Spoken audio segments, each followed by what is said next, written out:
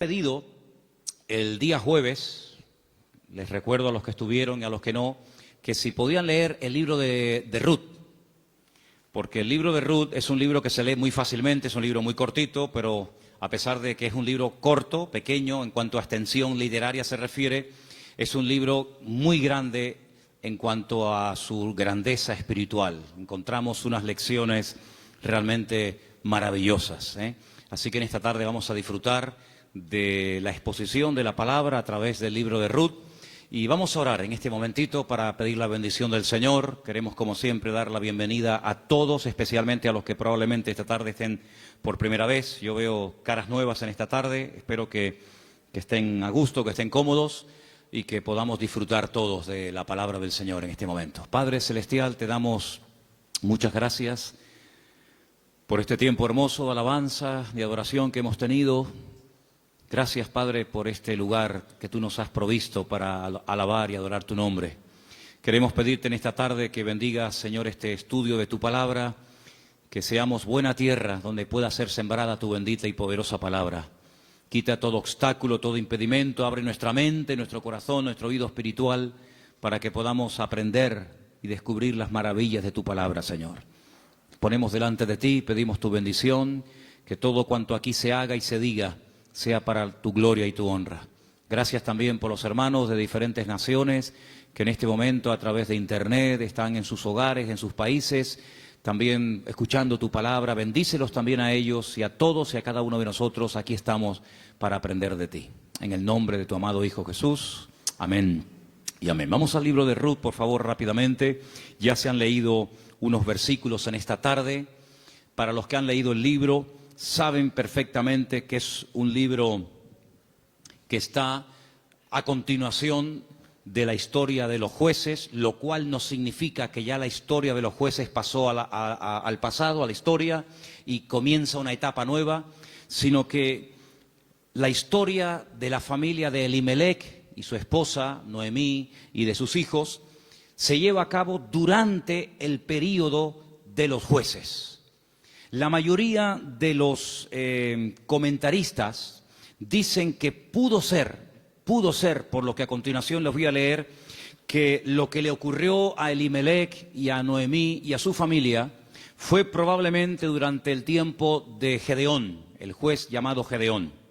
Por una sencilla razón, porque dice en el libro de los jueces que durante el tiempo de Gedeón, el pueblo de Israel hizo lo malo ante los ojos del Señor. Y el Señor ya les había dicho muy claramente que una de las cosas que le podían ocurrir en el futuro, que de hecho ocurrió, es que vendría hambre a la tierra.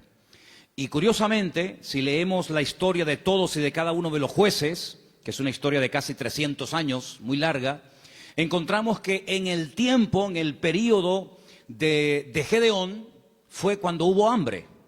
Dice que eran los madianitas, que subían de su país, subían de la parte donde ellos estaban, y dice que subían justamente en el tiempo de la cosecha y arrasaban con todo. Dejaban al pueblo muerto de hambre, el pueblo entró en una crisis económica, la gente tuvo que ir al monte a esconder en cuevas, y es cuando ellos claman al Señor y el Señor levanta a Gedeón.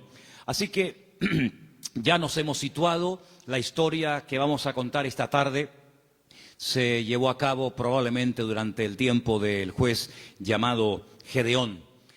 Los personajes principales que aparecen en el capítulo 1 ya los conocéis. Elimelech, que es el padre de la familia, cuyo nombre significa mi Dios es rey. Eli, mi Dios, Melech, rey.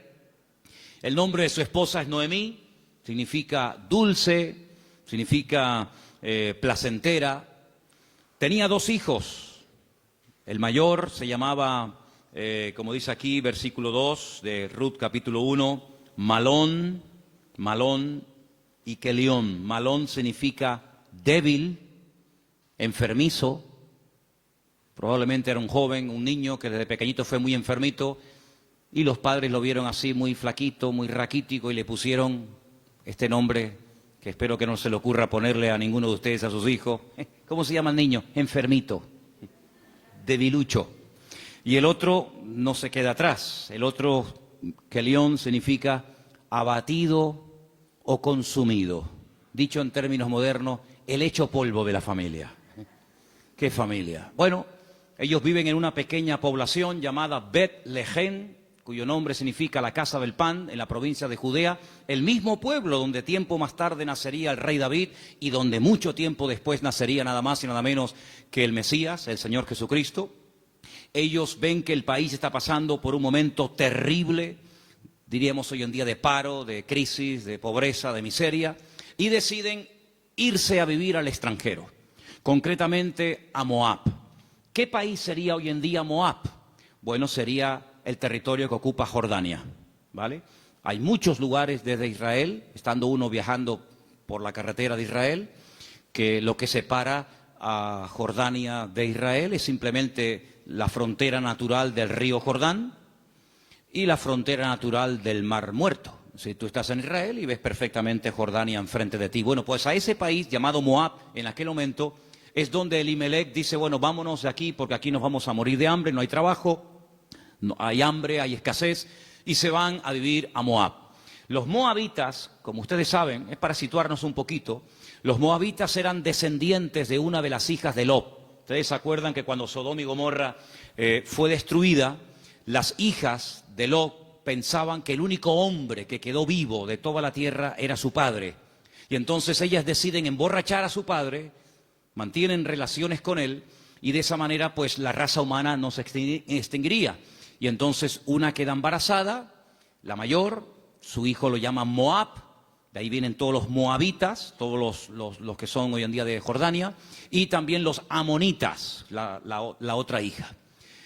Eran idólatras, el dios principal que se adoraba en Moab era Quemos, una idolatría terrible, y a ese lugar, simplemente porque hay trabajo, y simplemente porque hay comida, sin importarle el ambiente espiritual donde va a meter a su familia, allí se va Elimelech, el aventurero, y claro, con el paso del tiempo, lo que pareció o empezó muy bonito, termina en una auténtica tragedia. La Biblia nos enseña que el padre muere, Elimelech muere, no sabemos de qué, Noemí quedó viuda, pero tenía 2 hijos. Y los hijos eran los responsables de cuidar de sus padres cuando estos eran mayores o quedaban viudos. Pero con tan mala suerte, dirían algunos, que sus 2 hijos, da a entender el texto que murieron los 2 en el mismo tiempo, el mayor y el menor. Los judíos entienden que esto fue una especie de castigo o de consecuencia de haber depositado su confianza en los campos de Moab en vez de en el Dios vivo. Y es que yo creo que problemas vamos a tener siempre durante toda la vida. Ahí no está la cuestión. La pregunta es, ¿cómo vamos a reaccionar los creyentes cuando tengamos problemas? Porque como reacciona la gente del mundo, ya lo sabemos.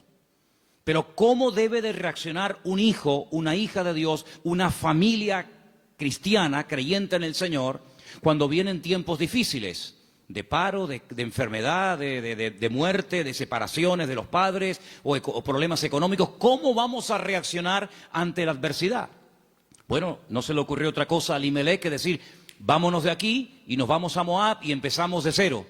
Bueno, esos eran sus planes, pero dice la Biblia que a veces nuestros pensamientos no son los pensamientos de Dios. Y allí, de la noche a la mañana, hermanos, aquello que empezó tan bonito, terminó siendo una auténtica tragedia. 3 viudas. Orfa, la que se casó con uno de los hijos de Elimelech y Noemí. Ruth, la otra que se casó con otro hijo. Y también Noemí. 3 mujeres solas ante el peligro.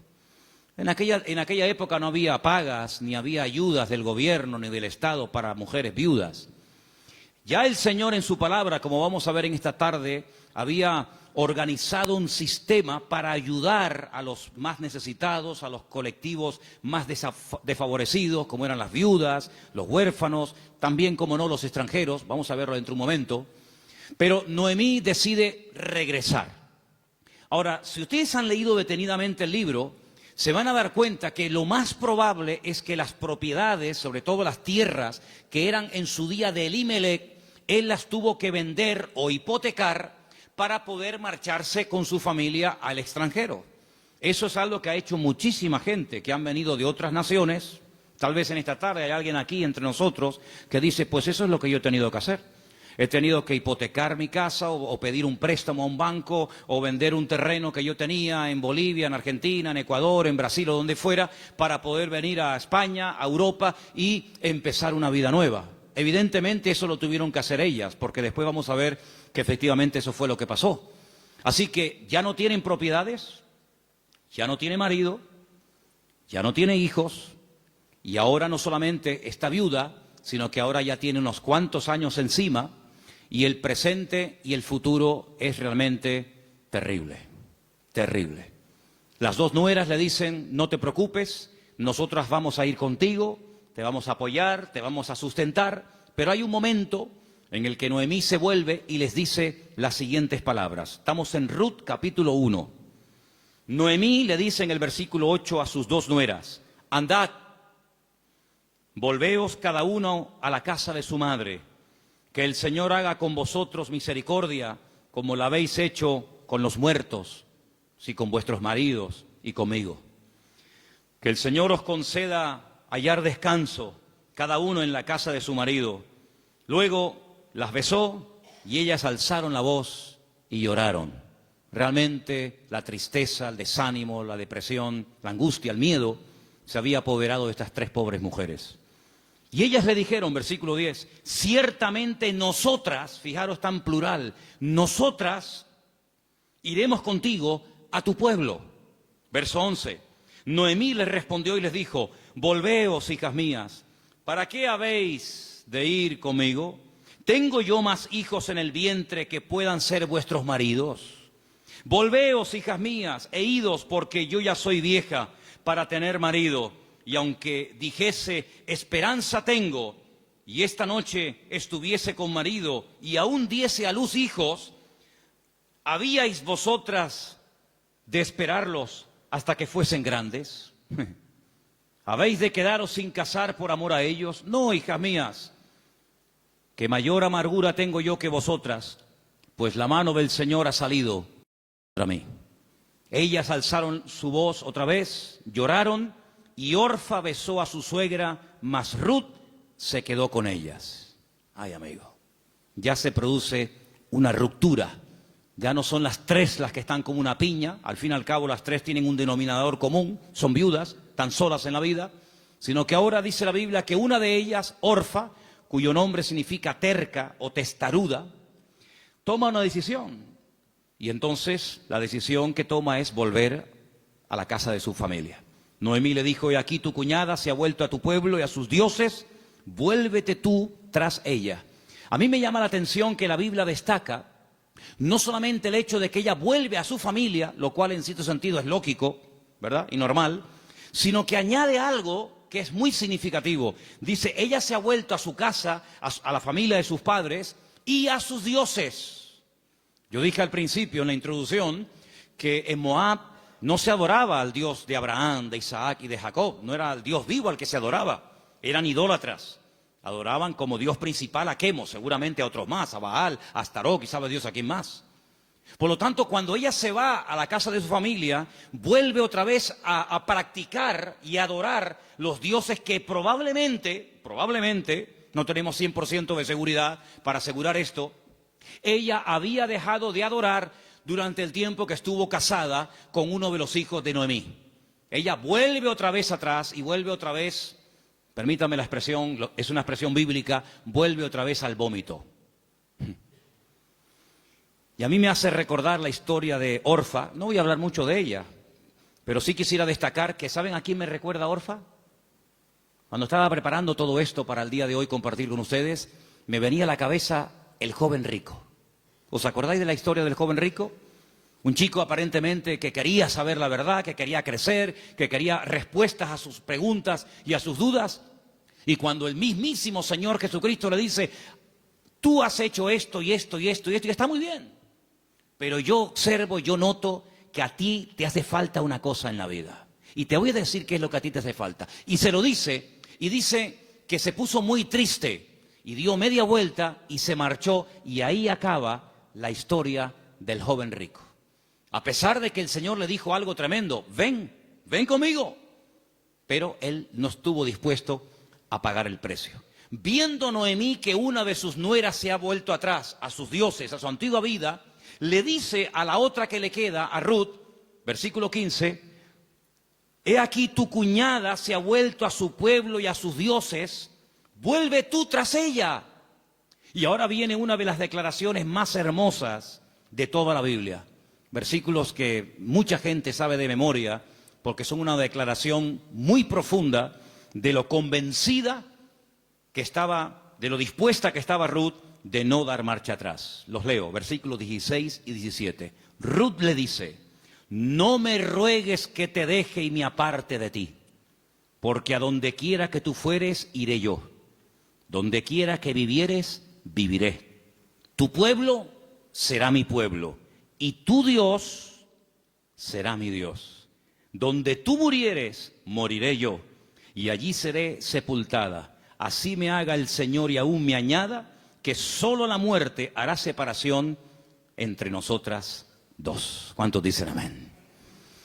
Y allí se van estas dos mujeres. Claro, lógicamente Noemí es mucho más mayor que Ruth, pero allí emprende una aventura rumbo a lo desconocido. Se va Ruth a un país que no conoce, solamente de oídas, donde las costumbres, la religión, por decirlo de alguna manera, las leyes son completamente diferentes a la cultura, al país en el cual ella ha vivido durante toda su vida. Pero allí se va dispuesta a adorar al Dios de Noemí. Podríamos decir, en términos que nos podamos entender en esta tarde, que Ruth verdaderamente lo que decide es convertirse, no solamente ayudar y no dejar abandonada a su suegra, sino convertirse al Dios de su suegra y lógicamente también de su marido y en su momento de su suegro. Tu pueblo será mi pueblo, tu Dios será mi Dios. El Dios monoteísta, el Dios que no acepta que se adore a otros dioses aparte de Él, sino que, como dice en su palabra, al Señor tu Dios adorarás y a Él solo servirás. ¿Cuántos dicen amén? Allí se va Ruth rumbo a lo desconocido.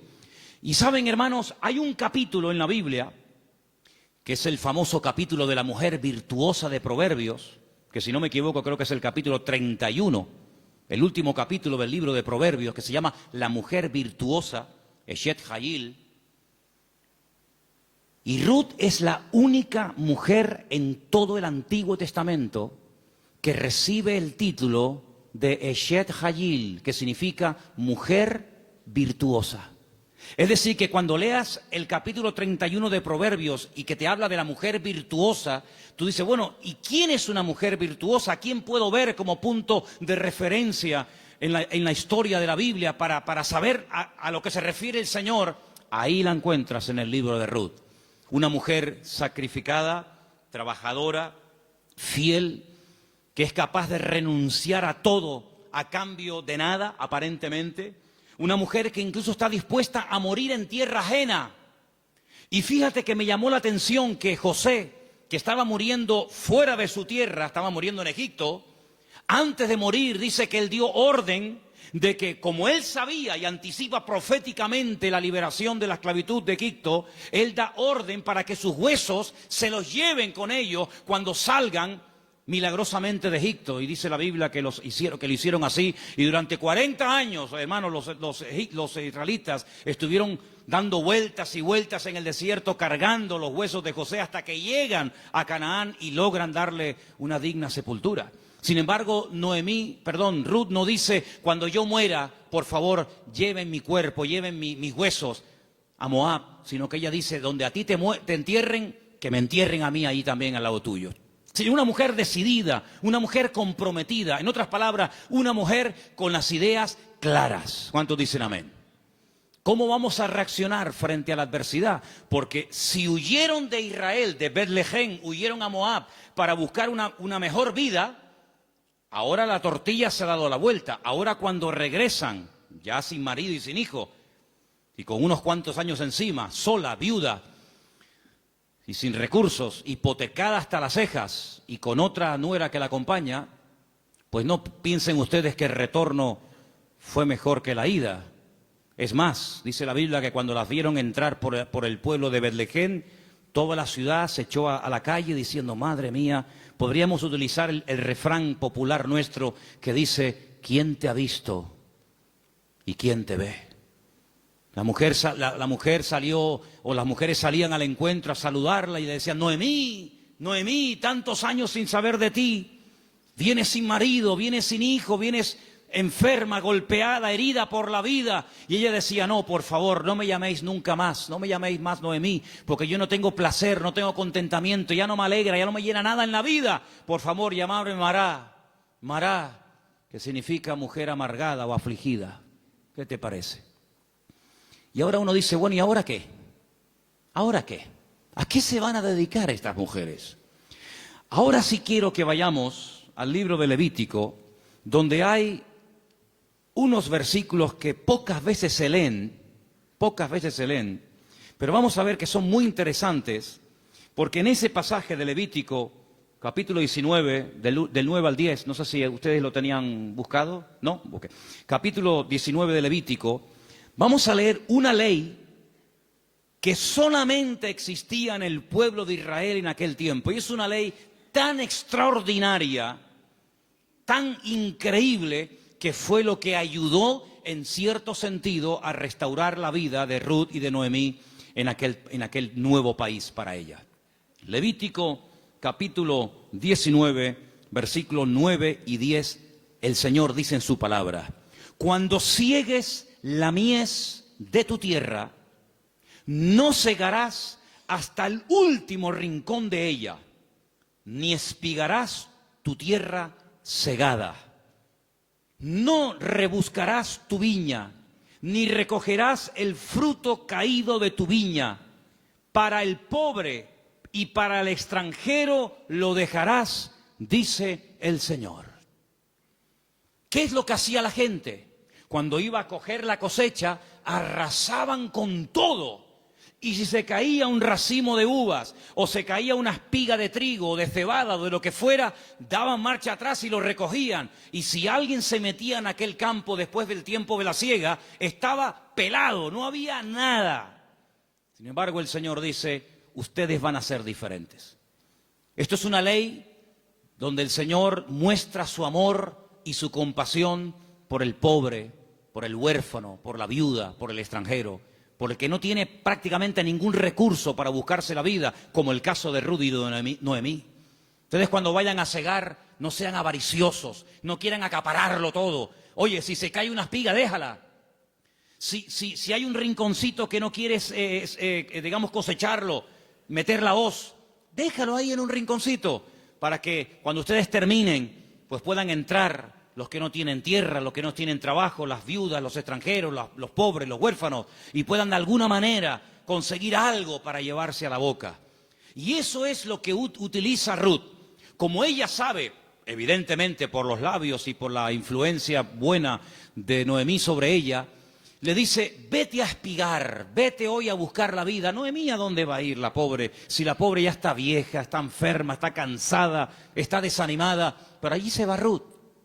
Y si ustedes han leído el libro, dice que se va antes de la salida del sol y cuando llega la noche aún está espigando en el campo. Es increíble. Ella podía haber recogido menos, pero ella está recogiendo para ella y también para su suegra Noemí. Y hay un momento en el que la invitan a comer. El dueño del terreno, un tal Booz, del cual hablaremos ahora, dice, ¿esta mujer quién es? Dice, esta es la nuera de Noemí, lleva todo el día trabajando. Dice, denle de beber agua. Y cuando llega la hora del almuerzo, cuando llega la hora de la comida, la Biblia dice que la invitan a comer. Y ella dice que comió hasta saciarse, pero hay un momento en el que le sobra comida, y en vez de tirarla a la basura, como la mayoría de la gente hace cuando le sobra comida, dice que ella la guarda. Y cuando llega a la noche a la casa de Noemí, dice que le enseña un efa. Un efa son 35 kilos. en este caso de cebada, y dice, mira, esto es lo que yo hoy he espigado, después lo he tenido que desgranar para hacer la harina, y no solamente eso, sino que te traigo la comida que me sobró al mediodía, te la traigo para que tú comas. Cuando le pregunta a la suegra, ¿en qué campo tú has estado hoy? ¿Dónde has trabajado? Y le dice, he trabajado en el campo de un tal Booz y me ha tratado muy bien. Le ha dado orden a sus criados, a los jornaleros, de que no se metan conmigo, de que no se rían de mí, de que me traten bien, de que no me hagan pasar vergüenza. Y le dice Noemí, pues si en ese lugar te ha ido bien, sigue ahí. Eso me llama mucho la atención. Dice, no cambies de campo. Si en un sitio te ha ido bien, ¿para qué ir a otro sitio? Ayer estábamos en el sur y hablando con un señor venezolano que ha montado un negocio, me dijo una frase que yo en mi vida había oído y nos gustó mucho y nos impactó. Y dijo, nunca vuelvas al lugar donde un día fuiste feliz. Porque si vuelves a un lugar hace años donde fuiste feliz, nunca más volverás a experimentar la felicidad que añoras. Oye, me impactó aquello. Y me vino a la cabeza el texto que dice, nunca digas que los tiempos pasados fueron mejor que el tiempo presente. Dice, porque no hablarás con sabiduría.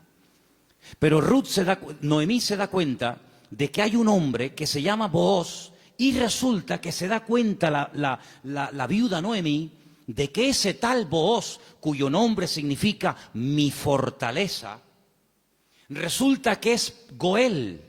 Ahora hablaremos de esta palabra que es una palabra de vital importancia en la Biblia. Aprendan de esa palabra. Viene del verbo Gaal. El verbo Gaal en hebreo significa libertar. Goel es la palabra que se traduce al castellano por la palabra redentor. Ahora vamos a ver lo importante que era la figura del Goel, porque en cierto sentido vamos a ver que Booz es un tipo de Cristo. Fíjense qué importancia tiene esto. Resulta que había una ley, que vamos a leerla, hemos leído la ley de la siembra, de dejar trozos para los pobres, para las viudas, pero en Deuteronomio capítulo 25 hay una ley muy interesante que yo no sé, si la tuviéramos que poner en práctica nosotros hoy en día, si estaríamos dispuestos a cumplir con esto. Yo no sé, pero es muy interesante, no sé si alguna vez la has escuchado. Dice así, Deuteronomio capítulo 25, del versículo 5 en adelante. Dice así la palabra, escucha. Cuando hermanos, varones, habitaren juntos y muriere uno de ellos, como el caso de Malón y Kelión, que eran hermanos que vivían juntos, si muere uno de ellos y no tuviere hijos, la mujer del muerto no se casará con hombre extraño. Su cuñado se llegará a ella y la tomará por mujer y hará con ella parentesco. Y el primogénito que ella diere a luz sucederá en el nombre de su hermano muerto, para que el nombre de éste no sea borrado de Israel. ¿Entendéis, no? Si el hombre no quisiere tomar a su cuñada, irá entonces su cuñada a la puerta, a los ancianos, y dirá, mi cuñado no quiere suscitar nombre en Israel a su hermano, y no quiere emparentar conmigo.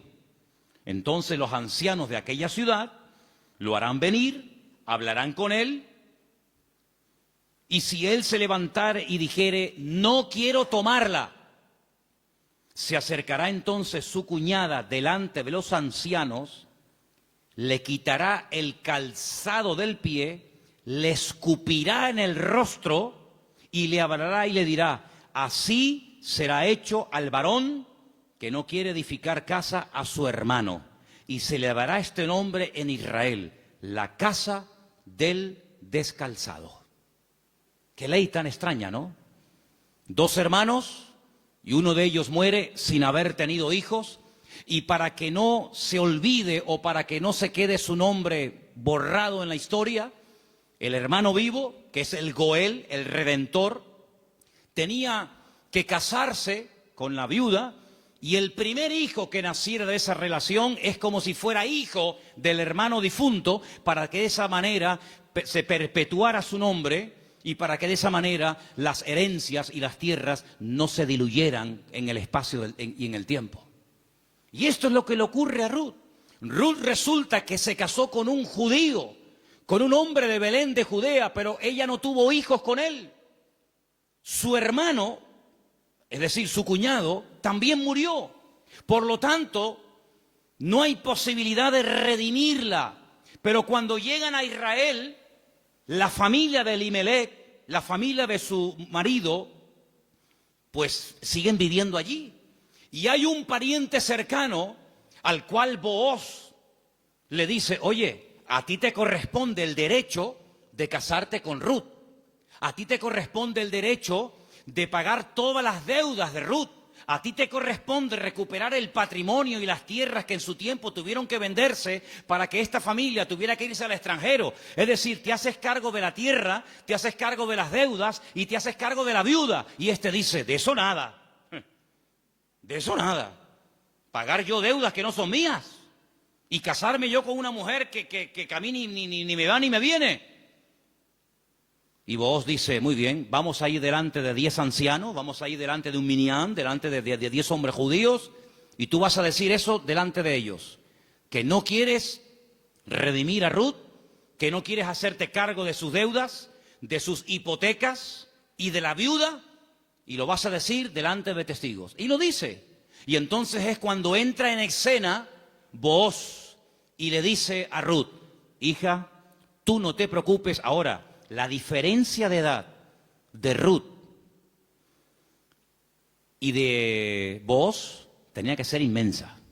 Algunos comentaristas dicen que ese pariente que rehusó casarse con Ruth probablemente era un hermano de su suegro, de Elimelech. Y algunos comentaristas también he oído que opinan que Booz puede ser que también estuviera emparentado con su suegro, de tal manera que ya era un señor mayor, una persona ya de cierta edad, había una diferencia de edad tremenda. Pero él asume la responsabilidad, no solamente de casarse con la viuda, sino de pagar la hipoteca y las deudas que la familia dejó y que hay que volver a recuperar las tierras. Lógicamente todo eso costaba dinero. Solamente había dos posibilidades de que en Israel una persona que se desprendiera de patrimonio pudiera volver a recuperarlo. Solamente había dos formas. Una, que llegara el año de jubileo. ¿El año de jubileo qué era? Era una celebración, una fiesta que se llevaba a cabo cada 50 años. A los 50 años las deudas quedaban anuladas. De ahí viene una parte del famoso Padre Nuestro. Padre Nuestro, perdona nuestras deudas, como nosotros también perdonamos a nuestros deudores. Está inspirado un poco en el año de jubileo. Los que eran esclavos, se les daba la libertad. Si alguno no quisiera, había todo un proceso para poder volver a retenerlo. Y si alguien había tenido que vender por cuestiones económicas, por necesidad, una propiedad, un terreno, cuando llegaba el año de jubileo, repito, cada 50 años, bueno, todo volvía otra vez a sus dueños originales. ¿Para qué esta ley?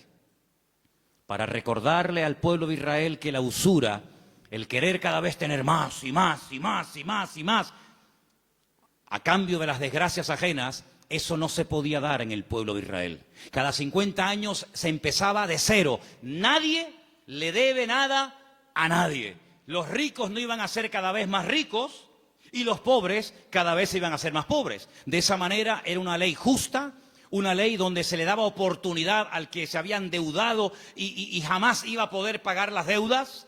Fíjate qué terrible la ley de los desahucios en España.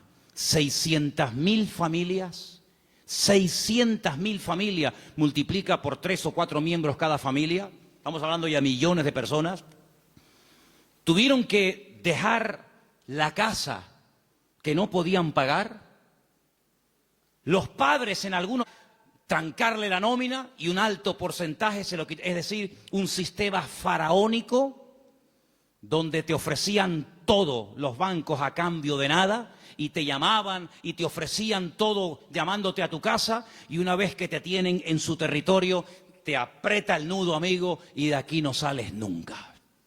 El sistema del faraón en los tiempos modernos. En vez de faraón, llámalo como quieras. Sin embargo, Dios en su palabra jamás iba a permitir que su pueblo cada vez fuera de mal en peor, endeudándose de tal manera que al final era imposible hacer frente a semejantes deudas. Y una cosa también muy importante, aunque no es el tema a tratar, entre hermanos no se podían dar préstamos con intereses. Ustedes saben que hay personas que están pagando muchos años y todavía la deuda no se ha pagado. Lo que están pagando es simplemente parte de los intereses, porque son tan elevados que por una regla de 3, cuanto más pagas, más debes. ¿Cómo se come eso, hermano? Así que la única forma de recuperar una tierra que se había vendido era llegar al año de jubileo. Pero ¿quién le aseguraba al que había vendido una propiedad, ponte que tuviera 40 o 50 años, que iba a durar otros 50 años para recuperar la tierra? Era prácticamente imposible, impensable, pero luego había otra forma. Era otra forma, pero claro, ahí había que tener mucho amor y mucha compasión. Y era decir, no es mi deuda, entre comillas, no es mi problema, pero yo voy a redimirte, yo voy a ser tu Goel, yo voy a asumir cuánto debes. Pues mira, tuve que vender la casa, tuve que hipotecarla, tuve que vender el terreno, tuve que hipotecar los animales. En algunos casos tuve que vender a mis hijos como esclavos a trabajar a jornal durante un tiempo. Yo me hago cargo de todas tus deudas. Y encima me caso contigo, levantamos descendencia y empezamos una vida nueva. ¿Cuántos dicen amén? Bueno, hermano, eso fue lo que hizo el Señor Jesucristo por todos y cada uno de nosotros, ¿sí o no? Cuando vinimos al Señor, la inmensa mayoría de los que estamos aquí y muchos de nosotros, ¿cómo vinimos al Señor? ¿En nuestro mejor momento? Yo pienso que la mayoría de los que nos hemos convertido al Señor, cuando vinimos a los pies de Cristo, vinimos en nuestro peor momento. Algunos desanimados, otros enfermos, otros enganchados, otros esclavos de no sé qué y de no sé cuánto. Pero el Señor Jesucristo dijo, a ver, ustedes tienen una deuda tremenda. Y una deuda no con un banco, no con una financiera. Ustedes tienen una deuda conmigo. Y es una deuda que no se puede pagar con trabajo, ni con dinero, ni con lágrimas, ni con sudor. Es una deuda que solamente se puede pagar con sangre. Pero no cualquier sangre, sino con la sangre preciosa de Jesucristo. Y vuestra miseria, vuestra hipoteca, vuestra crisis material y espiritual, yo me hago cargo de ella. Y yo os compro a precio de sangre. Y por eso podemos leer en Primera de Pedro unos versículos tremendos, donde basados en la ley del Goel, el que redimía al que estaba destruido, Pedro dice, tenéis que saber, hermanos queridos, Primera de Pedro 1:18, que habéis sido rescatados. Eso fue lo que hizo Booz por Ruth, rescatarla, redimirla. Vosotros fuisteis rescatados de vuestra vana manera de vivir, la cual recibisteis de vuestros padres. No con cosas corruptibles como oro o con plata, sino con la sangre preciosa de Cristo, como de un cordero sin mancha y sin contaminación, ya destinado desde antes de la fundación del mundo. Cristo, antes de que existiera Adán y Eva, antes de que existiera el jardín del Edén, Él sabía que un día iba a venir a este mundo a morir en la cruz por los pecadores. Desde antes de que el mundo existiera, ya Él sabía que su destino iba a ser ese. Desde antes de la fundación del mundo, pero manifestado en los postreros tiempos por amor de vosotros. Y mediante Él, ¿cuál creéis en Dios? Quien le resucitó de los muertos y le ha dado gloria, para que vuestra fe y esperanza sean en Dios. ¿Cuántos dicen amén? Este Booz es un hombre tremendo. Es un hombre que dice, bueno, yo soy rico, tengo tierras, tengo de todo. ¿Qué necesidad tengo yo de meterme ahora, permítame, en estos líos?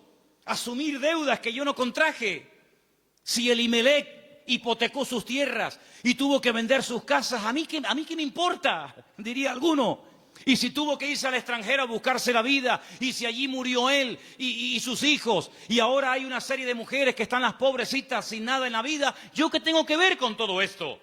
Pero Booz no es un hombre frío, insensible. Booz es un hijo de Dios. Y los hijos de Dios tenemos corazón, no solamente cabeza. ¿Cuántos dicen amén? Hay que tener corazón. Hermanos, en las vestiduras del sumo sacerdote, que las tenéis ahí si queréis ver cómo eran. El sumo sacerdote llevaba en su pecho los nombres de la familia de Israel, las tribus de Israel, Judá, Benjamín, Zabulón. Y el sumo sacerdote decía, pero si yo no soy de la tribu de Judá, ¿yo para qué tengo que llevar el nombre de una familia que no es la mía? ¿Por qué tengo yo que llevar en mi pecho el nombre de la tribu de Zabulón? Si yo soy levita. Pero es que el Señor le enseñó al pueblo de Israel a través del sumo sacerdote que para servir a Dios y para creer en el Señor y hacer su voluntad, uno tiene que tener corazón. ¿Cuántos dicen amén? Hay tanta insensibilidad, hermano, incluso en el pueblo de Dios. Sí, dicen que España es un país muy solidario, el país de más donaciones de órganos del mundo. Sí, está muy bonito.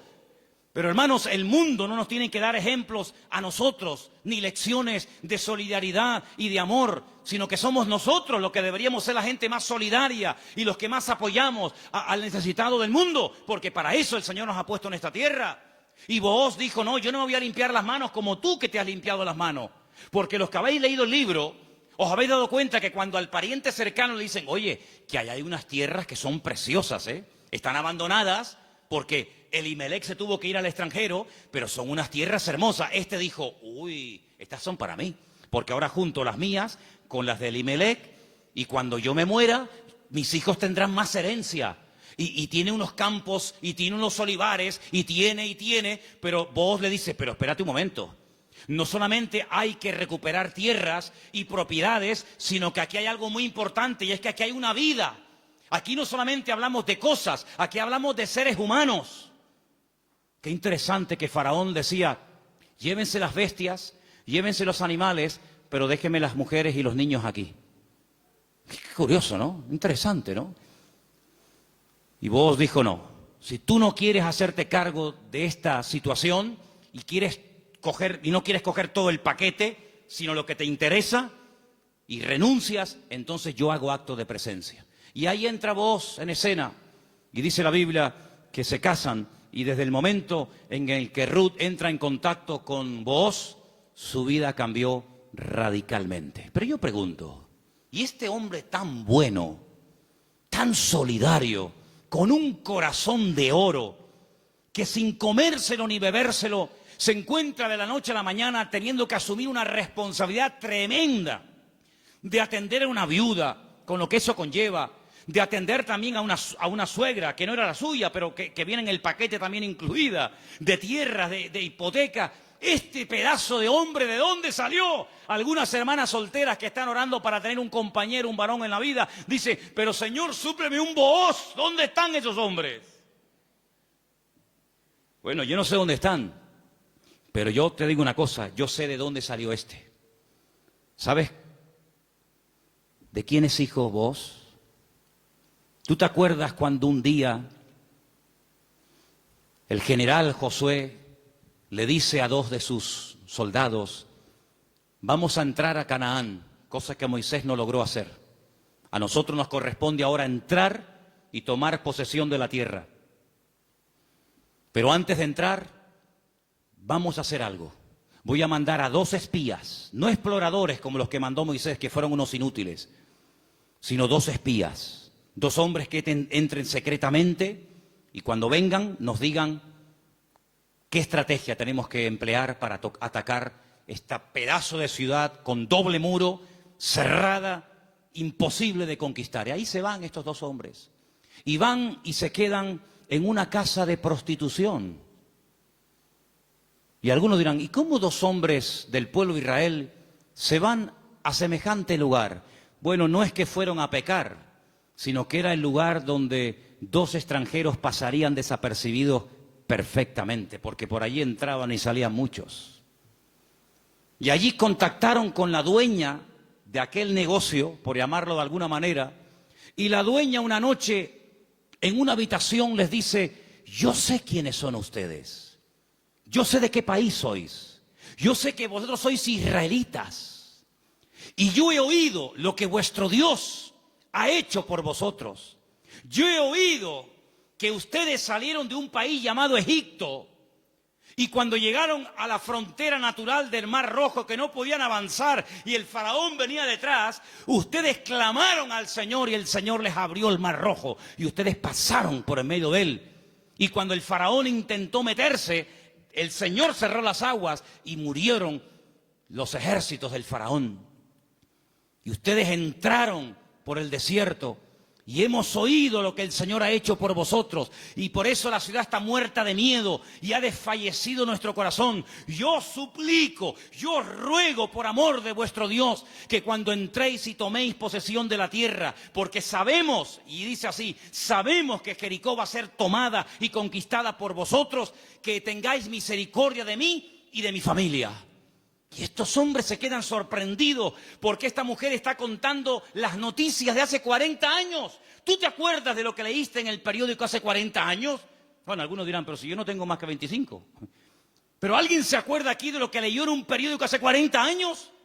Ella lo tenía fresco en su mente. Vienen a por nosotros, nuestros días están contados. Esta tierra no nos pertenece. Vienen los hijos de Dios, viene el Dios de Abraham, de Isaac y de Jacob. Tengo que tomar medidas preventivas, tengo que salvar mi vida y la de mi familia. Y los espías le dicen, vamos a hacer algo.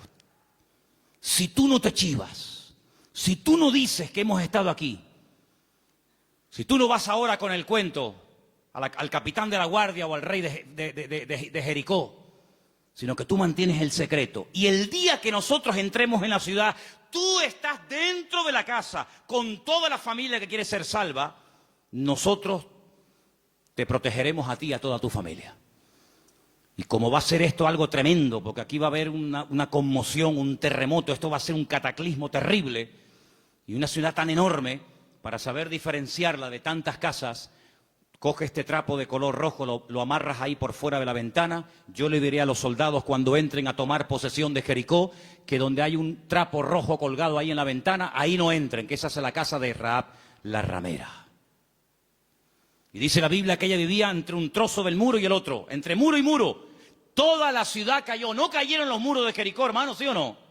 Cayeron los muros de Jericó, pero la casa de Rahab no cayó. Pero no estaba en el muro. Pero el que confía en el Señor verá cómo caen a su lado 1000 y 10.000 a su diestra. Mas a ti no llegará, dice la Biblia. Toda la ciudad cayó, hermano, como añicos. Pero la casa de Rahab se quedó ahí. Y ella se va a vivir con su familia al pueblo de Israel. Y se casa, dice la tradición, con uno de aquellos espías que se llamaba Salmón. No es que se casó con un pescado. Se casó con un señor que se llamaba Salmón. Y queda embarazada. Y cuando da a luz, nace nada más y nada menos que un hijo que le pusieron Booz. Ay, amigo, así que Booz era el hijo de Rahab, la de Jericó. Sí, amigo. ¿Qué te parece? ¿Cómo una persona puede cambiar la vida cuando pone su mirada y su confianza en las manos del Señor?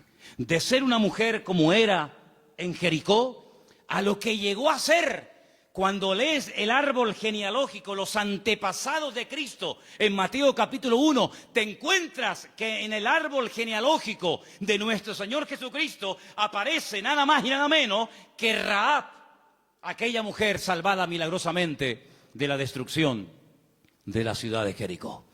Es que en el libro de Ruth hay algo que predomina, hay un hilo conductor que lo encuentras por todas partes, y es que nuestro Dios es un Dios que es un especialista en restaurar vidas destrozadas. ¿Cuántos dicen amén? No solamente es un Dios que echa fuera demonios y un Señor que levanta al caído y un Dios que sana a los enfermos y que salva a los pecadores, sino que es un Dios que le encanta restaurar vidas destrozadas, y cuanto más difícil, mejor lo hace. ¿Cuántos dicen amén? Dile al que está a tu lado, nuestro Dios es un Dios que restaura las vidas. ¡Aleluya! Nuestro Dios restaura las vidas. ¡Aleluya! Vos, el Goel, el Redentor, asume sus responsabilidades, sabe que el primer hijo va a ser considerado no como suyo, sino como hijo del difunto, del marido de Ruth, pero no le importa, porque él no se quiere llevar la gloria en ningún momento, sino que él quiere hacer la voluntad del Señor, aunque el precio a pagar sea ese. Y por querer preservar el nombre, la memoria, el recuerdo del primer marido de Ruth, este hombre pasa a la historia por ser un gran hombre de Dios. ¿Te das cuenta? Lo que uno siembra es lo que uno cosecha. ¿Cuántos dicen amén? Ahora, no solamente el Goel, el Redentor, era el responsable de pagar las deudas del difunto y recuperar las tierras y casarse con la viuda, sino que hay un elemento que quiero mencionarlo de pasada, no aparece en el libro de Ruth, pero lo quiero comentar, y es que era el responsable de vengar la sangre, era el vengador de la sangre. Es decir, si por ejemplo al marido de Ruth lo hubieran matado, en vez de morir de una enfermedad, como aparentemente parece que murió, lo hubieran matado, Booz tenía la obligación de vengar la sangre del marido de Ruth. Era el que vengaba la sangre derramada inocentemente por cualquier persona. Pero eso no lo quiero tocar, pero también entra dentro de la responsabilidad del Goel. Ahora, hay 3 versículos que vamos a leer en esta tarde, que son muy bonitos y muy interesantes, y por favor presten atención. Salmo 119, 154. Defiende mi causa y redímeme, vivifícame con tu palabra. Vuélvelo a leer otra vez, por favor. Defiende mi causa y redímeme, vivifícame con tu palabra. La figura del Redentor, la figura del Goel, estaba tan impregnada en la cultura judía, en la cultura bíblica, que los salmistas, los que escriben salmos y otras porciones de la Biblia, conociendo la importancia de este personaje tan trascendental para poder restaurar vidas destruidas, se inspiran en esa figura, y entonces el salmista, que seguramente es el autor del Salmo 119, el rey David, dice: redímeme, sé tú mi Goel. Fíjate qué importante era la figura del Goel en aquellos tiempos. Proverbios 23:11, por favor. Porque el defensor de ellos es el fuerte, el cual juzgará la causa de ellos contra ti. Ahí está, el Señor haciendo las veces del fuerte, del protector, del que cuida, del que redime, del que ayuda a levantar al que ha tropezado y caído. Realmente es algo realmente extraordinario. Y el último texto, Isaías 41:14. No temas, gusano de Jacob, oh vosotros los pocos de Israel. Yo soy tu socorro, dice Jehová, el Santo de Israel es tu Redentor. Amén. El Santo de Israel es tu Goel, es tu Redentor. Él es el que se va a encargar. Ahora, hermano, déjeme que les diga algo. El Goel, el Redentor, ¿de qué se hacía cargo? ¿Solamente de la viuda? ¿Solamente de las deudas? Se hacía cargo de todo. El primero renunció porque quería parte de la tierra, pero no quería asumir la responsabilidad de casarse con la viuda. Booz dice: no, todo o nada. Las deudas, las hipotecas, lo que se perdió, y también de la viuda. Y hermanos, el Señor Jesucristo, cuando ha venido a nuestra vida, ¿de qué se ha hecho cargo? ¿De perdonar solamente nuestros pecados? Bueno, gloria a Dios, si solamente hubiera hecho eso el Señor, perdonar nuestros pecados y prometernos la vida eterna, bueno, gloria a Dios. Pero es que hay mucho más que eso. Es que con la salvación, con la conversión, no solamente va incluido el perdón de mis pecados, sino la protección física y espiritual de mi vida. Y Él ha prometido suplir todas mis necesidades. ¿Por qué? Porque es mi Redentor, porque es mi Goel. ¿Quién iba ahora a darle comida y vestido y atender y cuidar y mimar y amar a Ruth? Pues tú, que para eso te has casado con ella, el Goel, el Redentor. Bueno, pues eso es lo que el Señor ha hecho con nosotros. En ciertos sentidos, como que se ha casado Dios con su pueblo. A su pueblo le llama su cuerpo. Ese cuerpo tiene una cabeza que es Cristo. Y Él es el que se encarga de todos y de cada uno de los detalles de nuestra vida. Entonces, yo no entiendo cuando hay creyentes que tienen una fe muy grande para una cosa y luego para otro dudan. Pero que el Señor se ha hecho cargo y ha comprado todo. Tus deudas, tus enfermedades, tus desánimos, tus miedos, tus angustias, tus complejos, tu pecado, todo lo ha comprado el Señor. Y Él va a hacer una obra total y completa en la vida de todos y de cada uno de nosotros. ¿Cuántos dicen amén? Hermanos, en el capítulo 3 del libro de Ruth, en el versículo 1, me llamó la atención leyendo. Yo estuve leyendo en hebreo todo el libro y hay palabras que parecen que son muy, muy interesantes. Pero hay una que particularmente me llamó la atención. En el versículo 1 dice, después le dijo su suegra Noemí, hija mía, ¿no te he de buscar hogar para ti, para que te vaya bien? Es decir, Noemí dice, yo voy a hacer todo lo posible para que tú a mi lado tengas algún día tu propio hogar. Y busqué la palabra hogar en hebreo. Y la palabra que aparece en el versículo 1, aquí traducida por hogar, es la palabra manoaj. Y cuando yo veo en el texto que pone manoaj, le digo a Elena, Elena, ¿no hay un personaje en la Biblia que se llama Manoaj? Y me dice, sí. ¿Quién era Manoaj? Sí, señor. Muy bien, hermano. Era el padre de Sansón, Manoaj. Y digo, voy a buscar lo que significa Manoaj. Y resulta de que me encuentro que la palabra hogar, Manoaj, se puede traducir por descanso, tranquilidad, reposo, quietud y otros tantos sinónimos. Y me pongo a buscar versículos en la Biblia, solamente vamos a leer 2. Me pongo a buscar versículos en la Biblia donde aparece la palabra Manoaj y me quedé sorprendido. Porque una de las primeras veces que aparece la palabra Manoaj, traducida aquí en el texto castellano-español por la palabra hogar, es en Génesis 8:9. Y os vais a quedar sorprendidos porque tiene que ver con un pájaro, tiene que ver con un animal. ¿Lo tenéis? Génesis capítulo 8, versículo 9. Y dice así. ¿Lo tienen, chicas? ¿Sí? Vamos. Y no halló la paloma donde sentar la planta de su pie, y volvió a él al arca, porque las aguas estaban aún sobre la faz de la tierra. Entonces él extendió su mano y tomándola, la hizo entrar consigo en el arca. Noé no podía consultar el parte meteorológico, no tenía ordenador dentro del arca, no tenía WhatsApp y decir, oye, por ahí donde tú vives, bueno, es que no podía decir eso, porque no había nadie con vida fuera del arca. ¿Y cómo consulto? ¿Cómo me atrevo yo a abrir la puerta del arca y si se me entra el agua adentro? Llevaba un año dentro de aquel barco. ¿Salgo o no salgo? Es que antes de salir hay que tomar medidas preventivas. No te tires a la piscina si no hay agua. No, hermano, eso es fe. No, eso es locura. Eso no es fe. Usted va a la piscina y está vacía. Pues, hermano, el justo por la fe vivirá. Y yo le diría, descanse en paz, hermano. ¡Pum! Ahí se quedó el hermano. Uy, le falló la fe. No, le falló la cabeza. Eso no es fe.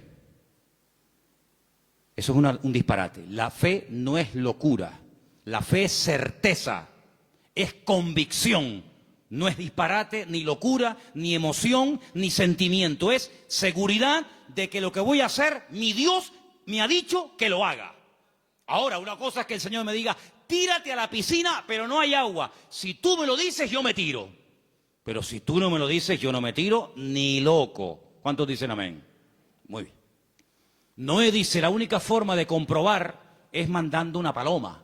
Y dice que abrió la ventana, la única ventana que había en el arca, suelta la paloma, y dice que la paloma no halló lugar donde reposar. Claro, estaba todo anegado en agua. Todavía no había bajado el nivel de las aguas. Y ahí aparece la palabra Manoaj. No había reposo. No había un lugar donde poder decir, bueno, aquí me quedo y aquí crío mis polluelos y aquí me hago mi palomar y no sé qué, no sé cuánto. No había. ¿Por qué? Porque las circunstancias todavía no estaban preparadas para salir del arca. Y otro versículo muy conocido, que ustedes se lo saben de memoria, donde aparece la palabra Manoaj, es en el Salmo 23, versículo 2. Leamos si queréis el 1 y el 2.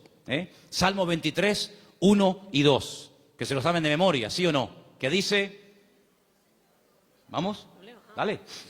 Jehová es mi pastor, nada me faltará. En lugares de delicados pastos me hará descansar. Junto a aguas de reposo me pastoreará. Junto a aguas de reposo, allí donde hay calma, donde hay quietud, allí me pastoreará el Señor. Una de las características del Señor es que lo que hace el Señor trae al corazón reposo, tranquilidad, paz. ¿Cuántos dicen amén? Donde hay paz, está el Señor. Donde no hay paz, dudo mucho de que el Señor esté. El apóstol Pablo le decía a los corintios, lo que yo les he enseñado es para poner orden en la iglesia, porque esto me lo dijo el Señor que compartiera. Porque en nuestras iglesias lo que caracteriza a nuestras congregaciones es el orden. Pero si alguien quiere ser contencioso, allá él. Por lo tanto, hermanos, lo que Noemí le está diciendo a su nuera, Ruth, es que el anhelo de su corazón es que Ruth logre tener algún día un reposo, que logre tener un sitio de tranquilidad donde sea feliz. Y por eso se traduce por la palabra hogar. Y yo pregunto una cosa, ¿y tu hogar cómo está esta noche? ¿Tu hogar es un lugar de reposo? ¿Tu hogar es un lugar de calma y de quietud y de paz? Porque si no lo es, la culpa no la tiene Pedro Sánchez, que dimitió ayer. ¿O también se la vamos a echar a él? La culpa no es de la izquierda ni de la derecha. Cuando no hay shalom bay, como dicen los judíos, cuando no hay paz en el hogar, ¿quién tiene la culpa? La cabeza. Así que la responsabilidad principal del hombre en el hogar es traer paz al hogar. Y si no la hay, ya sabes lo que tienes que hacer. Entra en tu aposento y tu Padre que te ve en lo secreto te recompensará en público. Si no tienes recompensa en público, es porque hace mucho tiempo que no estás en lo secreto, en lo escondido con Dios. ¿Cómo reaccionamos ante la adversidad? Es el título del mensaje de hoy. ¿Cómo reaccionamos cuando algo va mal? Siempre tenemos la tendencia de echarle la culpa a algo o a alguien. Si no es el pastor, es la mujer del pastor. Si no es la derecha, es la izquierda. Si no es el frío, es el calor. Si no es el que se fue, es el que se quedó. Siempre buscamos un chivo expiatorio al que echarle la culpa. Noemí, hay un momento cuando ella regresa del extranjero que le dice a la población de Betlehem: no me llaméis Noemí, porque la mano del Señor se ha vuelto contra mí. La mano del Señor no está contra ninguno de sus hijos. Simplemente que hay un trato, hay circunstancias, hay situaciones en la vida por las cuales tendremos que pasar, nos guste o no. Pero no tenemos que tener ningún temor, porque lo que permita el Señor en nuestra vida, todo absolutamente está bajo la mano y el control de nuestro Dios. ¿Cuántos dicen amén? Y eso fue lo que consiguió Ruth. Un hogar de paz, de quietud y de calma. Y quiero terminar leyendo unos versículos del libro de Ruth, capítulo 4, versículo 11, que fue la bendición que pronunciaron, la bendición que le dieron a los que se casaban ese día, a Ruth y a Booz. Capítulo 4, versículo 11. Dijeron los que estaban allí congregados, los testigos, todos los que estaban en el pueblo, desde el pueblo a la puerta con los ancianos, dijeron: testigos somos. El Señor haga a la mujer que entra en tu casa como a Raquel y como a Lea, las cuales edificaron casa de Israel, y tú seas ilustre en Efrata y seas de renombre en Belén, y sea tu casa como la casa de Fares, el que Tamar dio a luz a Judá, por la descendencia que de esta joven te dé el Señor. Y Booz tomó a Ruth, y ella fue su mujer, y se llegó a ella, y el Señor le dio que concibiese y diese a luz un hijo. Y hermanos, los últimos versículos del libro de Ruth dicen así, el verso 21, Salmón, el papá de Booz, es decir, el suegro de Ruth, engendró a Booz. Booz engendró a Obed, que significa servidor, el que sirve al Señor. Qué bonito, ¿eh? Obed engendró a Isaí, e Isaí engendró a David. Luego, si no me equivoco, Ruth fue bisabuela, ¿sí?, del rey David. ¡Qué cambio, hermanos! ¡Qué cambio! ¿Cómo empieza el libro? Una familia destruida, una familia que no sabe a dónde disparar, que no sabe a dónde irse. Miseria, hambre, he tenido que hipotecar la casa, he tenido que vender los terrenos, sin nada. a la aventura, ¡ala! Nos vamos a Moab. Y sin tener en cuenta que el Señor prohibía categóricamente la unión entre el pueblo de Israel y otras razas, resulta que sus hijos, hombre, claro, ¿con quién se casaron Kelión y Maleón? ¿Con quién se casaron los hijos de Noemí y los hijos de Elimelech? ¿Con quién? Pues con mujeres del país donde fueron a vivir. Sí, ese es el futuro que le vas a dar a tus hijos. Si con la cosa de darle un mejor futuro material, has traído la ruina espiritual a tu casa. Claro, ya sabemos que Dios toma lo destruido, lo roto, lo que no es, para hacer maravillas. Pero ¿para qué te vas tú a Moab? ¿Te vas a meter en la boca del lobo? No, es que allá hay trabajo. ¿Y tus hijos? ¿De quién se van a enamorar? ¿Con quién se van a casar? Con mujeres idólatras. La primera responsabilidad de un padre en una casa con sus hijos, más que darle estudios y una buena carrera, es darle un futuro espiritual a sus hijos. Y Moab, dicho sea de paso, no era el mejor lugar para llevar a una familia a vivir. Prueba de ello que mira cómo terminaron. Muertos todos. Todos terminaron muertos, del padre hasta el hijo mayor y hasta el hijo menor. Gloria a Dios que por ahí aparece la misericordia del Señor y que a través de Booz la familia vuelve a remontar vuelo y vuelve a recuperar el ánimo y la esperanza. Pero hermanos, no es tiempo de experimentos. No es tiempo de será por aquí, será por allá, será esto. Vamos a descubrir los principios establecidos por el Señor en su palabra. La vida de un cristiano no es un laboratorio donde hacemos experimentos. Será esta, será aquella, será fulano, será mengano. Vamos a orar seriamente al Señor. Encomienda al Señor tu camino. Confía en Él y Él hará. Aleluya. Y no te impacientes por motivo del que prospera en su camino, porque pronto serán cortados y como la hierba verde se secarán, dice la palabra. En otras palabras, aprendamos a esperar en Dios. Mira, consiguió más, mucho más, en poco tiempo Ruth y Noemí, en la tierra donde el Señor estaba, que todos los años que Elimelech se pagó en el extranjero, que no le sirvieron absolutamente para nada. La respuesta no estaba en Moab, la respuesta estaba en Belén, más cerca de ellos de lo que se imaginaban. Y yo solamente quiero decirte algo. ¿De dónde viene el Señor Jesucristo? Los antepasados de Cristo, ¿quiénes son? ¿No son Obed? ¿No es Booz? ¿No es Rahab? ¿No es Ruth?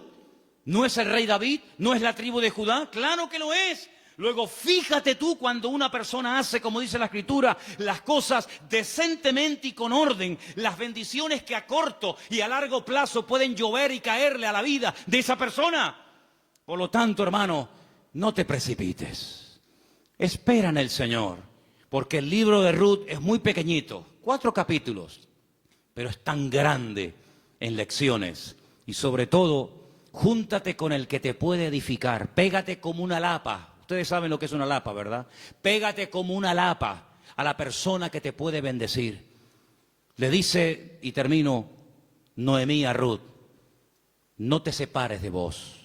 Esta noche quiero explicar esto porque puede ser que algunos lo leyeron y dijeron, pero ¿qué le estaba proponiendo la suegra? Dice, esta noche vístete bien, úngete,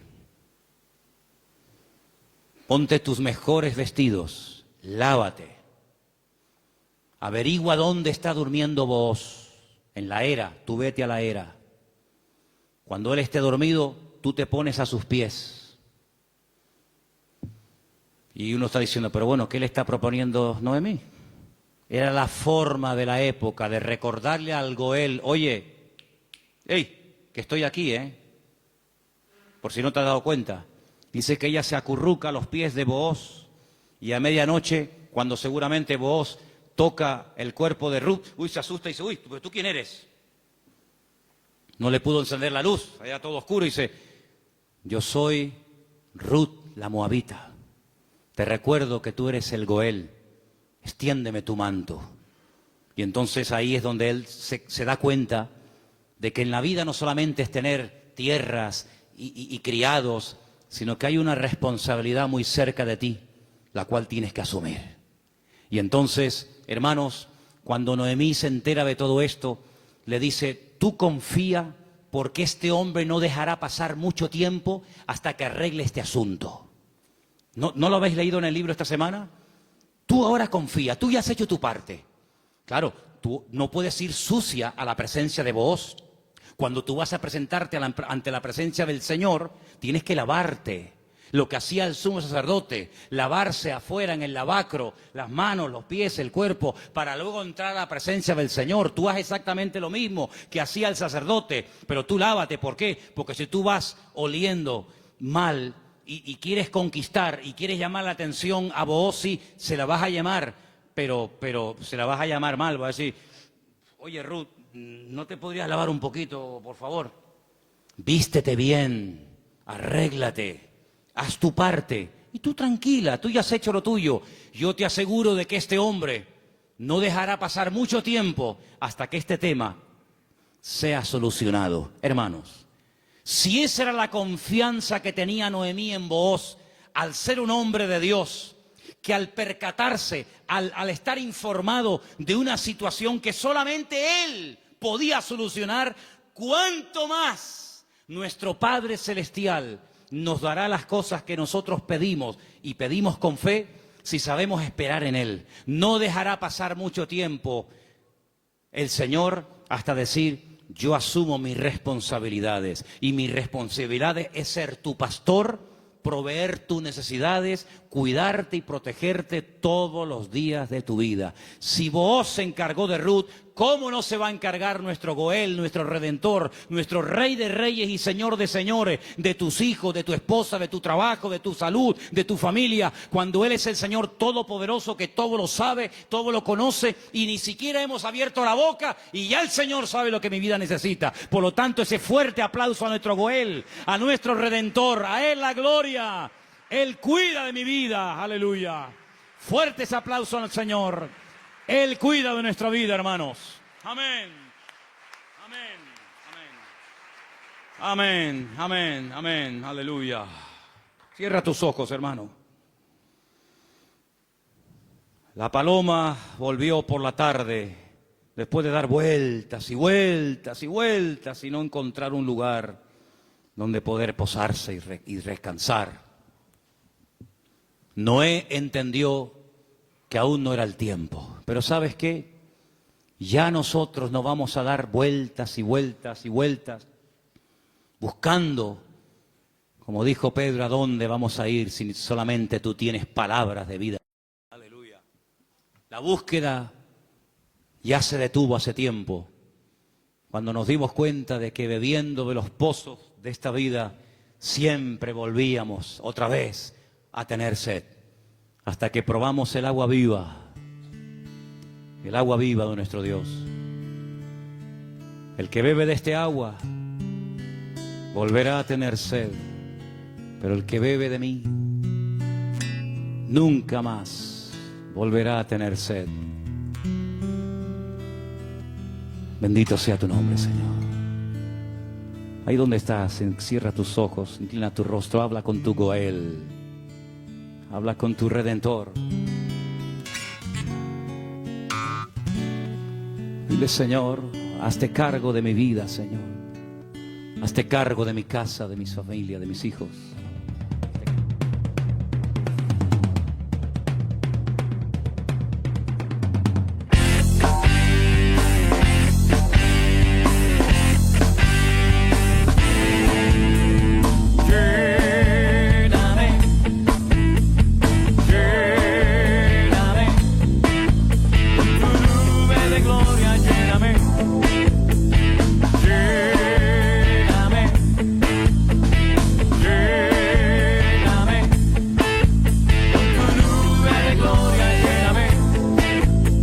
Lleno quiero estar.